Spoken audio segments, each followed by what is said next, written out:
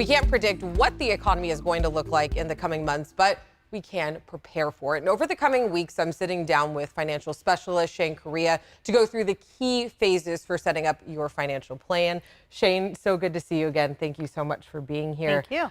First question, what are the steps into creating a solid financial plan? 4 steps. So the first step is taking a look at our relationship with money. Everything from our past dictates the decisions that we'll make in the future, right? So budgeting, savings, like what was our relationship growing up with money? At the same time, you're identifying your goals in that first phase. Step 2 is risk management. Step 3 is wealth accumulation. And then 4th is building that legacy. What's the distribution of all of that wealth? So let's go to how your relationship with money plays into your financial planning. What does that mean? Yeah. No, so, I mean, if you think about it, how you grew up, a lot of people, especially in the Latino community, everyone I talk to talks about how they didn't have these conversations with their family. They didn't talk about money in their household. So possibly some of those habits, money habits, didn't translate to adulthood, right? So the way you have that relationship with money dictates how you're going to spend it or save it, how adverse you are to debt, things of those nature. Yeah, and then I want to talk about risk management, because is disability a part of risk management planning? Yeah, absolutely the most important part, in my opinion. So for instance, what's your number one asset? If I were to ask you, what's the number one asset that you have?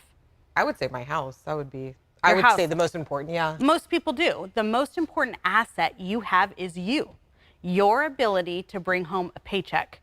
So, for instance, if you were injured or ill, how can you ensure that your money is still coming through the door so that you can pay your expenses? That's taking a look at disability insurance, right? How do we make sure no matter what, my paycheck is coming through the door? So, a little tip. If everybody's listening, take a look at your pay stub.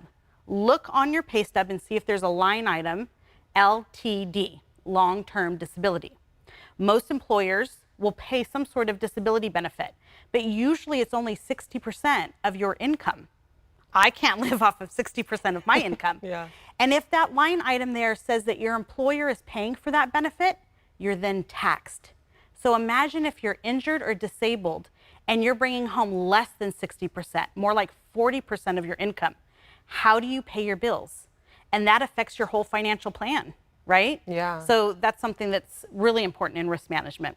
Yeah, well, there's a lot more to talk about with you, Shane. And like I said, over the coming weeks, we definitely will be diving into this deeper. You can find more financial tips and all the conversations that we're going to have with Shane on abc10.com/tothepoint.